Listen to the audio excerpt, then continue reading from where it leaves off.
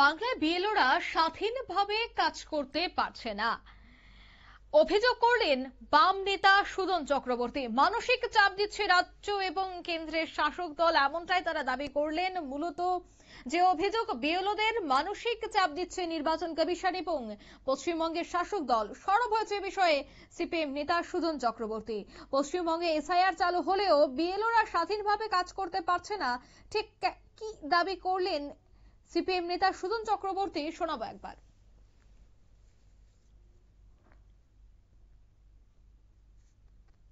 বিএলওরা স্বাধীনভাবে কাজ করতে পারছে না। এক, নির্বাচন কমিশন ইল প্রিপেয়ার্ড, সময় দেয়নি।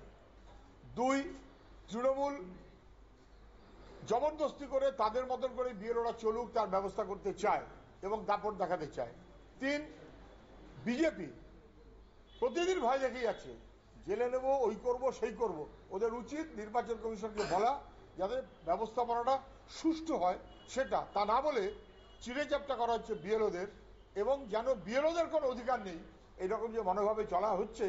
বিএলওদের বহু কথার সঙ্গে আমরা একমত, তাদেরকে অত্যন্ত চাপের মধ্যে ফেলে তাদের অধিকার খর্ব করা হচ্ছে। চাকরি দুর্নীতি মামলায় কাকুর কণ্ঠস্বর পর্যন্তই থেমে গেল, ছেড়ে দেবে, অনেক পুরনো কথা। আজকে থাকলে ওখানে যেতে হবে। আজকে আর নতুন কি আছে? হয়ে গেছে কালকে, হয়ে গেছে কালকে। Bangladesh ex-Prime Minister has been sentenced to death. What do you say? আপনারা শুনলেন ঠিক কি বললেন বাম নেতা। তিনি বলছেন নির্বাচন কমিশন একদম সময় দেয়নি, বিএলওরা তৃণমূলের মতন চলুক সে ব্যবস্থাই করেছেন। কেন্দ্রের শাসক দল এবং পশ্চিমবঙ্গের শাসক দল দুই তরফ থেকেই প্রতিদিন বিএলওদের ভয় দেখানো হচ্ছে, তাদের শুনতে হচ্ছে জেলে ঢোকানো হবে, চাকরি খেয়ে নেবে।